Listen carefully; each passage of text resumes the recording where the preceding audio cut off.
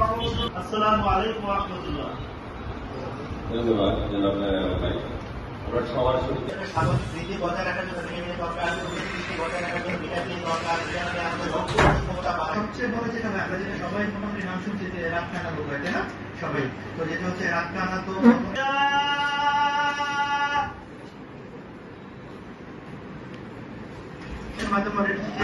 যাতে জমার খুঁজবে এই বিষয়টা নিয়ে আলোচনা করা হয়। ভিটামিনের গুরুত্ব, যাতে কোনো ধরনের অপপ্রচার খাওয়াবে, তো তাদেরকে আমাদের একটা ট্রেনিং এর ব্যবস্থা করা হয়েছে।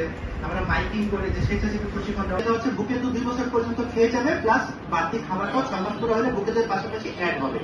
এবং যে ফিকশনের কারণে ওখানে আলসার হয়ে যায়, তাই না?